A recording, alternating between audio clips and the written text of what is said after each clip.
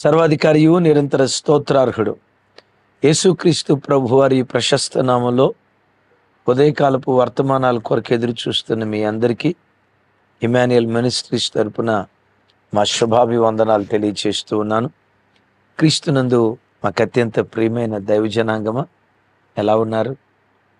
ఈరోజు అరుణోదయపు దినాన లేచి ప్రార్థన చేసుకున్నారా? కనీసం 2-3 అధ్యాయులైన దేవుని వాక్యాన్ని చదువుకున్నారా? గడిచిన రాత్రి కుటుంబంలో తమ్ముడు చెల్లి మిమ్మల్ని గడిచిన రాత్రి కుటుంబంలో కుటుంబ ప్రార్థన జరిగిందా? కుటుంబ సమేతంగా ప్రతిరోజు రాత్రి కుటుంబ ప్రార్థన చేసుకుంటున్నారా? ఓ భక్తుడు అంటారు, కలిసి ప్రార్థించుకునే కుటుంబాలు కలిసి బ్రతకటానికి దేవుడు కృప చూపిస్తాడు అని. క్రైస్తవ కుటుంబాల్లో కలిసి భోజనం చేస్తున్నట్లు, కలిసి ఆరాధనకు వెళ్ళి వస్తున్నట్లు, కుటుంబ సమేతంగా కలిసి ప్రార్థించే ఆ దివ్య కృప ప్రతి కుటుంబానికి దయగల దేవుడు అనుగ్రహించునుగాక. మంచిది. ఈరోజు బుధవారం కదా, ఓ దివ్యమైనటువంటి వర్తమానం. కంటే ఎలాంటి కూతురులనే కనాలి, పెంచితే ఆ తండ్రిలాగే పెంచాలి. ఎవరా కుమార్తెలు, ఎవరా తండ్రి? వారి కుటుంబం మనకు నేర్పే దివ్యమైన పాఠం సాయంత్రం బైబిల్ స్టడీలో మనం వినబోతూ ఉన్నాం. ప్రతి బుధవారం సాయంత్రం 7 గంటల నుండి 9:30 వరకు ప్రత్యేకమైన బైబిల్ స్టడీ ఉంటుంది. తప్పకుండా పాలు పంపులు పొందండి. అవకాశం ఉంటే పిల్లలను కూడా కూర్చోబెట్టి దేవుని వాక్యం వినిపించాలని ప్రేమతో మీ అందరికీ మనవి చేస్తూ ఉన్నాను. మంచిది. ఈరోజు పరిశుద్ధాత్మ దేవుడు ఓ ప్రత్యేకమైన సందేశం నా హృదయంలో నుంచి పరిశుద్ధాత్మ మూలుగు ద్వారా ఈ వర్తమానం మీకు అందించడానికి ప్రేరేపించబడ్డాను. ఆత్మదేవుడు నన్ను రేపాడు. పరిశుద్ధాత్ముడు నా హృదయంలో ఉండి మాట్లాడుతున్న మాట, ఎన్నో కుటుంబాలు భార్యాభర్తలుగా కలిసి బ్రతుకుతున్నారు, కానీ పిల్లలు తల్లిదండ్రులుగా ఒకే కప్పు కింద జీవిస్తున్నారు, కానీ ఎన్నో కుటుంబాల్లో సమాధానం కరువైపోయిందని. ఏ కుటుంబంలో చూసినా వివాదాలు, మనస్మర్ధలు, అనైక్యత, కలహం, వివాదం. ఒకరోజు ఒక ఇంటికి వెళ్తే ఆ తల్లి, నేను ఆ ఇంట్లో అడుగు పెట్టడం తోడనే కుప్పలాగా నా కాళ్ళ మీద కూలి వెక్కి వెక్కి ఏడుస్తుంది. ఆ తల్లిని చూస్తే ఒంటి నిండా బంగారం, తక్కువలో తక్కువ 1/2 కిలోకు పైగానే ఉంటుంది. ఒంటి నిండా బంగారం వేసుకుంది. కోట్లాధిపతి, కోట్ల రూపాయల ఆస్తి. ఏడుస్తూ చెప్పిన మాట ఏంటో తెలుసా? మా ఇంట్లో అన్నీ ఉన్నాయ్యా, సమాధానం ఒక్కటి తప్ప. ఏసీలు ఉన్నాయి, గది గదికి ఏసీలు ఉన్నాయి, కూలర్లు ఉన్నాయి, కోట్ల రూపాయలకు పడగెత్తిన వాళ్ళు. నేను నా భర్త ప్రేమగా మాట్లాడుకుని ఎంతకాలం అవుతుందోనయ్యా. నా పిల్లలు నన్ను అమ్మ అని పిలవరు, వాళ్ళ నాన్నను పట్టుకొని డాడీ అని పిలవరు, సింగులర్గా మాట్లాడతారు. సరే, పిల్లలు అలా ఉన్నారంటే నాకు నా భర్తకు మధ్యలో సమాధానం లేదయ్యా. మేము ఎదురు బొదురు కూర్చొని ప్రేమగా మాట్లాడుకుంటూ భోజనం చేసి ఎంతకాలం అవుతుందో. మమ్మీ భోజనం పెట్టు అని అనరు. భోజనం పెట్టు, ఏం కూర వండావు, బట్టలు ఇస్త్రీకి పంపించావా, పని మనిషితో మాట్లాడినట్టు మాట్లాడతారయ్యా. ఈ కన్నగర్భం అమ్మా అన్న పిలుపుకు నోచుకోలేదయ్యా, ఏడుస్తుంది. పరిశుద్ధ గ్రంథమైన బైబిల్లో రాయబడిన ఓ దివ్యమైన మాట చెప్పమంటారా? సామెతల గ్రంథం 17వ అధ్యాయం 1వ వచనం. రుచి అయిన భోజన పదార్థములున్నను కలహముతో కూడిన ఇంట నుండుట కంటే నెమ్మది కలిగి వట్టి రొట్టె ముక్కలు తినుట మేలు. విన్నారా? ఒక ఇల్లు ఉంది. ఆ ఇంట్లో ఎప్పుడూ సొలొమోను భోజనపు బల్లలాగా రుచికరమైన భోజన పదార్థాలు, చేపల ఫ్రై,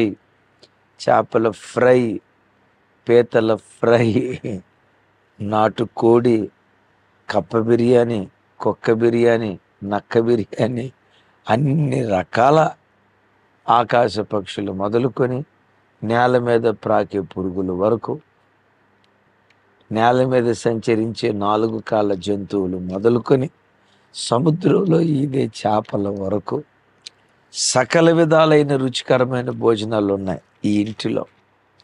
వెరైటీ డిషెస్ ఉన్నాయి. కానీ ఇంట్లో సమాధానం లేదు.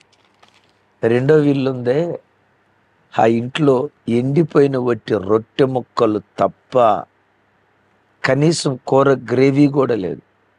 ఆ రొట్టెల్లో నంచుకోవటానికి కనీసం పచ్చడి కూడా లేదు. వట్టి రొట్టె ముక్కలు ఇంటిలో ఉన్నాయి. నా వైపు చూడండి. వట్టి రొట్టె ముక్కలు ఉన్నాయి నిజమే, కానీ ఆ ఇంటిలో నోటి మాటలతో చెప్పలేనంత సమాధానం ఉంది. మిమ్మల్ని అడుగుతా, ఈ రెండిళ్లలో ఏ ఇల్లు మీకు కావాలనుకుంటున్నారు? కోట్లకు పడగెత్తిన ఇల్లు, సమాధానం లేని బ్రతుకు కావాలనుకుంటున్నారా?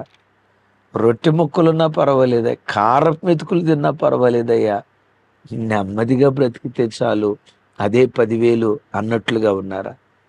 ఈ 2 కుటుంబాల్లో ఏ కుటుంబం కావాలో మీకు కింద కామెంట్ రాయండి. ఎన్నో కుటుంబాలు సమాధానం కరువై వివాదాలకు నిలయాలుగా కొన్ని కుటుంబాలు మారిపోతున్నాయి.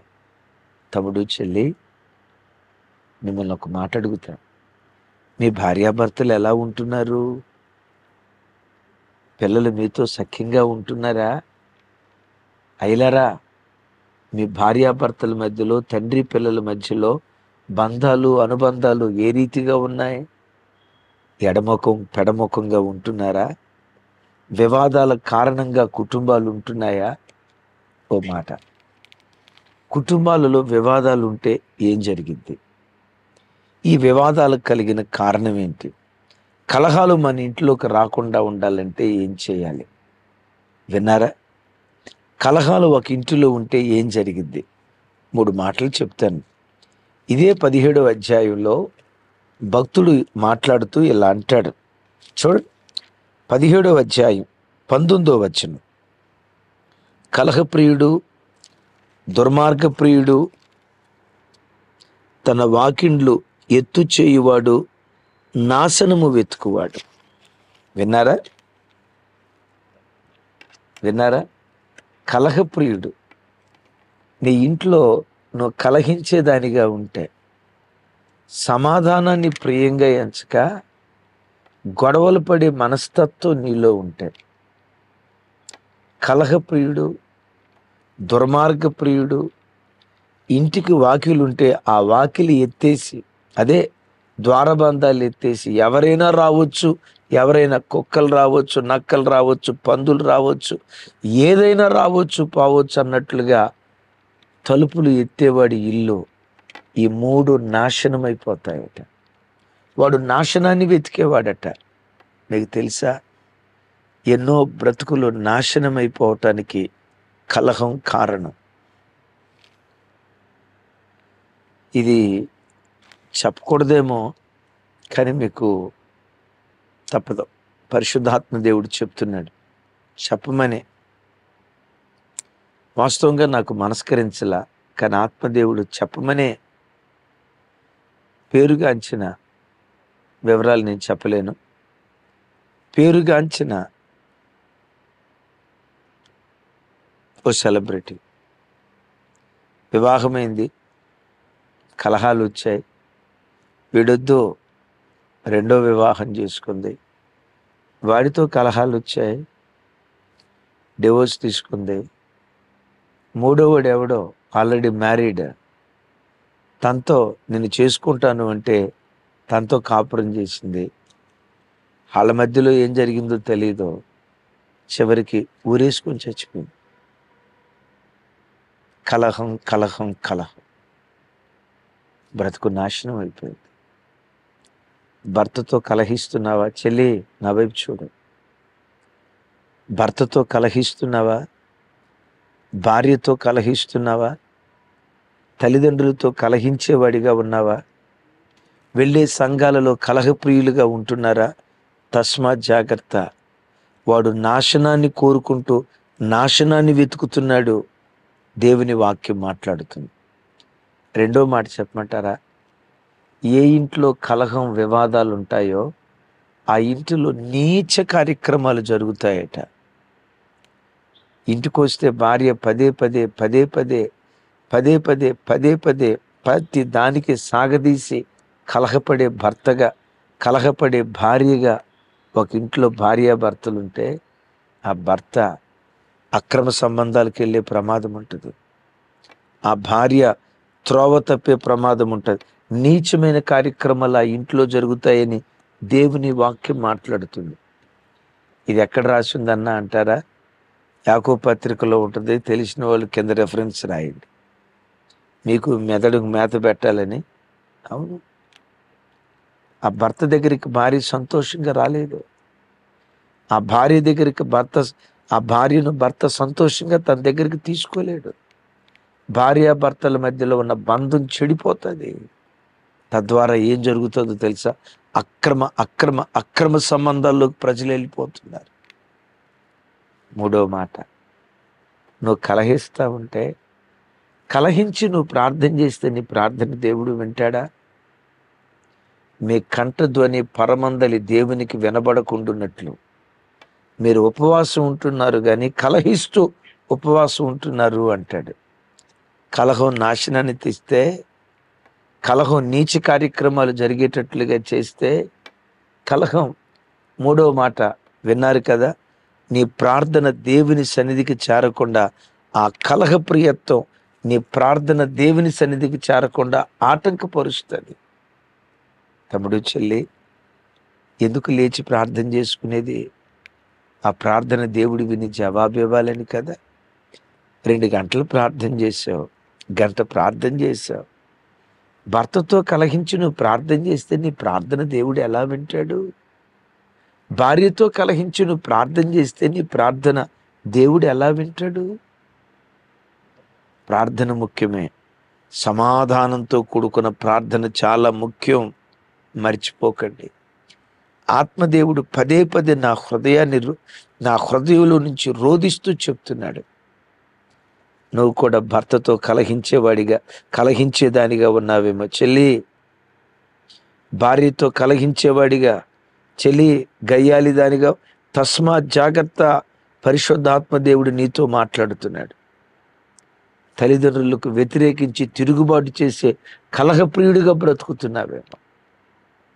ఓ మాట, అసలు ఈ కలహాలకు కారణం ఎవరు? ఈ కలహాలకు కారణం ఎవరు?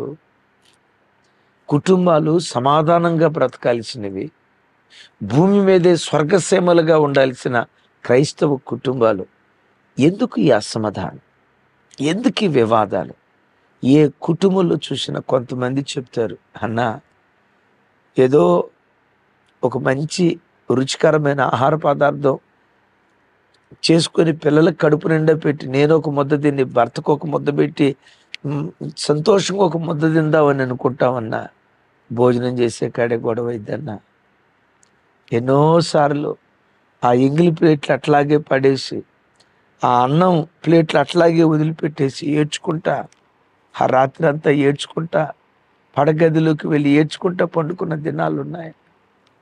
కొంతమంది భర్తలు చెప్తారు, ఇంటికి వస్తే గయ్యాలదన్నా, ఎప్పుడు సాగదేస్తుందన్నా. ఇంట్లో నుంచి బయటికి వెళ్ళేటప్పుడు నేను అనుకుంటా, పగలనేది 12 గంటలు కాకుండా పగలు 24 గంటలు ఉంటే బాగుండేది కదా. మరలా రాత్రి ఇంటికి వెళ్ళాలా? ఆ గయ్యాలి దాని ముఖం చూడాలా? నా ఇల్లే నాకు ఒక నరకం అన్నా. ఎందుకు అసలు ఈ కలహాలన్నీ కుటుంబాల్లో జరగటానికి కారణం ఏంటి? తమ్ముడు, చెల్లి, దేవుని వాక్యపు లోతుల్లో మీరు వినండి. మీరు అంటారు, మా ఆవిడ నోరు పెద్దది అందుకని నా ఇంట్లో ఈ సమాధానం లేదు, మా ఆయన అట్టటోడు అందుకని మా ఇంట్లో సమాధానం లేదు అని రకరకాలుగా అనుకుంటారు. వాటిలో కొంత వాస్తవం ఉండొచ్చేమో, నేను కాదనను. కానీ మన కుటుంబాల్లో సమాధానం లేకుండా అసమాధానంతో రగిలిపోవటానికి కారణం శత్రువైన సాతాను. దేవుని వాక్యం అంటుంది. ప్రకటన గ్రంథంలో చూస్తాం కదా, ఒకరిని ఒకడు చంపుకొనున్నట్లు భూమి మీద సమాధానం లేకుండా చేయనట్లుగా ఎర్రని గుర్రం ఎక్కిన ఒకడు చేతిలో ఖడ్గాన్ని పట్టుకొని తిరుగుతున్నాడట లోకమంతా. ఎవడు వాడు? శత్రువైన సాతాను. వాడి మొట్టమొదటి లక్షణం ఏంటో తెలుసా? వాడి మొట్టమొదటి పని ఏంటో తెలుసా? ఒకరినొకడు చంపుకునేటట్లుగా చేయాలి కదా. ఎక్కడ చూసిన నరహత్యలను గూర్చిన వార్త వింటున్నాగా. భార్య చేతిలో చంపబడిన భర్త వింటలేదా? భర్త చేతిలో చంపబడిన భార్య వింటలేదా? కొడుకుల చేతిలో చంపబడిన తండ్రి వింటలేదా? శ్రీకాకుళం ప్రాంతంలో తల్లి తండ్రి పొలంలో పనిచేస్తూ ఉంటే వారి కడుపును పుట్టిన కొడుకు ట్రాక్టర్ తోలుతూ కావాలని తల్లిదండ్రుల మీదకి ట్రాక్టర్ ఇటు అట్టు ట్రాక్టర్తో తిప్పితే వారి శరీరాలు, వాళ్ళ శవాలు చపాతీ ఎట్లా ఫ్లాట్గా అయిపోతుందో వాళ్ళ శరీరాలు చపాతీ అయిపోయినట్టు అయిపోయినాయి. ట్రాక్టర్ ఎక్కించి ఈ కలహాల ఇలాంటి పరిస్థితులకు కారణం సైతానుగాడు మొట్టమొదట చేయాలనుకునేది ఏంటో తెలుసా? భర్తను భార్య చంపాలి. వాడి టార్గెట్ భర్తను భార్య చంపాలి, భార్యను భర్త చంపాలి. మొట్టమొదటి పని చేయాలి. తల్లిదండ్రులు పిల్లలు ఒకళ్ళ మీద ఒకళ్ళు రెచ్చగొట్టి ఒకళ్ళనొకళ్ళు చంపుకునేటట్లుగా చేయాలి. Option A, plan A fail అయితే ప్లాన్ బి అమలు చేయాలి. ప్లాన్ బి ఏంటో తెలుసా? సమాధానం లేకుండానన్నా చేయాలి. ఒకరినొకడు చంపుకోవాలి. సరే, అది ఫెయిల్ అయిపోతే సమాధానం లేకుండానైనా ప్రజలను చేయాలి. సాతాను వలలో అనేకులు, సాతానుగాడి వేసిన గాలానికి అనేకులు చిక్కుకొని అల్లాడిపోతూ బ్రతుకుతున్నారట. అయ్యో, ఈ పెళ్ళి ఎందుకు చేసుకున్నా? అయ్యో, ఎలాంటి భర్త నాకెందుకు దొరికాడా? అయ్యో, ఈ ఇంట్లో ఎందుకు అడుగు పెట్టానా? అసలు నేనెందుకు పెళ్లి చేసుకున్నాను? అసమాధానపు కోరల్లో లోకం చిక్కుకోవటానికి కారణం అపవాది లోకంలో సంచరిస్తున్నాడు. తమ్ముళ్ళారా, చెల్లెలారా, అపవాది మన ఇంటిలో అడుగు పెట్టకుండా ఉండునట్లుగా మనం చేయాల్సిన 3 పనులు ఉన్నాయి. నంబర్ 1, ప్రార్థన కంచెతో కుటుంబాన్ని కాపాడుకోవాలి. ఆమేన్ చెప్పండి ఒకసారి. ప్రార్థన కంచెతో కుటుంబాన్ని కాపాడుకోవాలి. నంబర్ 2, అయ్యా మా ఇంట్లో ప్రార్థన చేస్తామన్నాం, అయినా మా ఇంట్లో ఎందుకు గొడవ అవుతుంది? సామెతల్లో రాయబడిన మాట, మృదువైన మాట కోపమును చల్లార్చును, నొప్పించు మాట కలహమును రేపును, కలహమును క్రోధమును రేపును అని అంటది. ఎప్పుడు మృదువైన పదజాలాన్ని వాడు. ఒకరోజు ఒక ఆయన వెళ్ళి అడిగాడట, పొలంలో పనిచేస్తున్న ఆ పన్నోళ్ళ దగ్గర యజమానుడిగా ఉన్న రైతులాగా ఉన్న పెద్ద ఆయన దగ్గరికి వెళ్ళి ఒక ఆయన అడిగాడట, ఏమయ్యో, ఇదిగో ముసలాయన, మీ ఊర్లో ఉందాం అనుకుంటున్నాం, మీ ఊరోళ్ళు మంచివాళ్ళేనా? మీ ఊరోళ్ళు ఎట్లాంటి వాళ్ళు, మంచివాళ్ళేనా అన్నాడంట. ఏమయ్యో ముసలాయన అంటే ఆ పెద్ద ఆయన అన్నాడట, మా ఊరోళ్ళు అస్సలు మంచివాళ్ళు కాదయ్యా, నీలాంటి వాడు అస్సలు మా ఊరిలో ఉండలేడయ్యా అని అంటే ఈడన్నాడంట, అనుకున్నాలే, నేను చూసినప్పుడే మీ ఊరు అట్టాడిది అనుకున్నాలే అని అనుకుంటా వెళ్ళాడంట. వారం రోజుల తర్వాత ఇంకొక అతను వచ్చాడట. అతను, అయ్యా పెద్దాయనా చెప్పు బాబు, నాకు ఉద్యోగం వచ్చి ఈ ప్రాంతానికి ట్రాన్స్ఫర్ అయ్యాను, మీ ఊరిలో ఉందాం అనుకుంటున్నాం, మీ ఊరు ప్రజలు మంచిగానే ఉంటారా? నేను ఇక్కడ ఉండొచ్చా అయ్యా పెద్దాయన? కొంచెం పెద్ద మనిషిలాగా ఉన్నావు, కొంచెం తమరు చెప్తారా అని అంటే అప్పుడు ఆ పెద్ద ఆయన అన్నాడట, మా ఊరు ప్రజలు చాలా మంచోళ్ళయ్యా, మా ఊరిలో వాతావరణం చాలా బాగుంటుందయ్యా, మా ఊరు అంత మంచూరు భూమి మీద ఇంకోటి లేదయ్యా, నువ్వు డెఫినెట్గా మా ఊరిలో ఉండొచ్చు అన్నాడంట. ఈ మాట అక్కడున్న వర్కర్స్ అందరూ విని ఈయన వెళ్ళిపోయిన తర్వాత అడిగారట, సార్ మొదటోడికేమో ఆ మాట చెప్పారు, మా ఊరు అస్సలు మంచిది కాదని. రెండో ఓడికే ఊరు చాలా మంచిదని చెప్పారు. ఏమి సార్ ఆయనకి అట్లా చెప్పారు, ఈయనకి ఎట్లా చెప్పారు అంటే, ఒరే మొదటోడు అడిగిన విధానం ఏంటి? ఏమయ్యో ముసలాయన మీ ఊరు మంచిదేనా? ఆడు మాట చూడండి, ఆడు నోరు చూడండి ఎట్టుందో. రెండో ఆయన ఎంత సౌమ్యంగా అడిగాడు. పెద్దలు ఊరకే అనలేదురా, నోరు మంచిదైతే ఊరు మంచిది. విన్నారా? నోరు మంచిదైతే ఊరు మంచిది. ఈ సామెత ఊరకనే పుట్టలేదు, అదే ఈరోజు వాక్యపు టైటిల్. నోరు మంచిదైతే ఊరు మంచిది. మాట జాగ్రత్తగా కాపాడుకో. నొప్పించే మాట పొరపాటున రానివ్వకో. ఆఖరి మాట చెప్తాను, మనుషులం కాబట్టి కొన్నిసార్లు చిన్న చిన్న కలహాలు వస్తాయి. ఏం చేయాలో ఖరీదైన మాట చూడండి. సామెతల గ్రంథం 17వ అధ్యాయం 14వ వచనం. కలహారంభము నీటి గట్టున పుట్టు ఓట, వివాదము అధికము కాకమునిపే దానిని విడిచిపెట్టుము. గోదావరి నది ఉంది, దానికి ఇరువైపులా గట్టు ఉంటుంది కదా. కలహం ఎలాంటిది అంటే నీటి గట్టున పుట్టు ఓట. చిన్నగా లీక్ అవుతున్నప్పుడే వెంటనే మరమ్మతులు చేయాలి, వెంటనే ఇసుక బస్తాలు వేయాలి. ఆ లీక్ అయిన చిన్న చోట వెంటనే జాగ్రత్త తీసుకోవాలి. ఆ చిన్న నీటి ఓట గట్టును పుట్టినప్పుడు చిన్నదే కదా, ఏం చేస్తని దానికి గాలి కుదిలేస్తే ఆ నీటి ప్రవాహం చేత ఆ మట్టిని తొలిచి తొలిచి తొలిచి చివరికి ఆ గోదావరి పొంగి ఊర్ల మీద పడి వినాశనాన్ని చేస్తుంది. అలాంటి వినాశన కార్యం జరగకుండా ఉండాలంటే ఓటగా ఉన్నప్పుడే మరమ్మతులు చేయాలి. దీని అర్థం ఏంటో తెలుసా?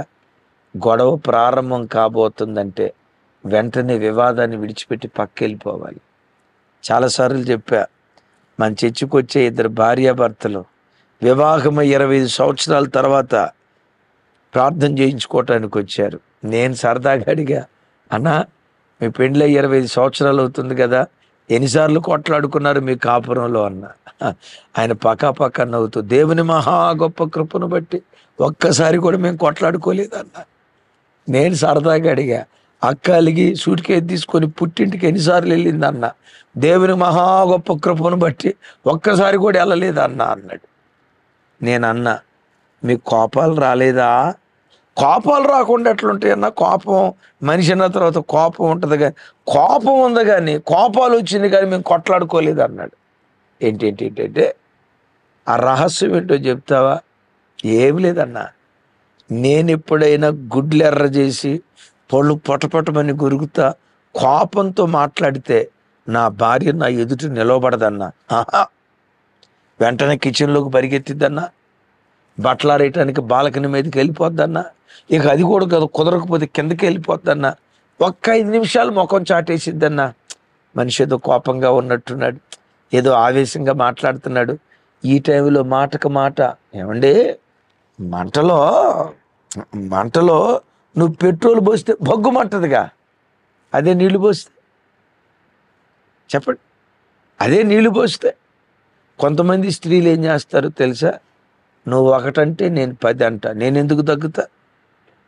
నా సెల్ఫ్ రెస్పెక్ట్ ఏం చేసుకోవాలా? ఆ సెల్ఫ్ రెస్పెక్ట్ అనే కుటుంబాలు నాశనం అయిపోతుంది. కొంతమంది రెచ్చగొడతారు. భర్త కోపంతో ఉన్నప్పుడే ప్లేడరమ్మలు లాయరమ్మలు అవుతారు. ఆయన అన్నాడు, నేను కోపంగా ఉన్నానంటే భార్య ఎదురుండదన్న, పక్కెళ్ళిపోద్ది.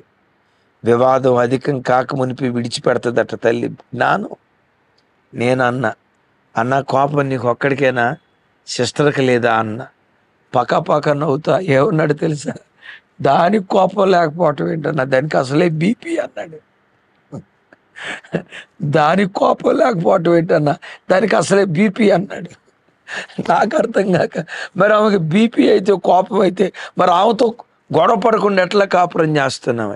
ఏముందన్నా, ఆమె ఎప్పుడైనా కోపంగా ఉన్నట్లుగా నాకు అనిపిస్తే హ్యాంగర్ దగ్గరికి వెళ్తా, సొక్కాయ తగిలించుకుంటా మార్కెట్కి వెళ్ళిపోతానన్నా.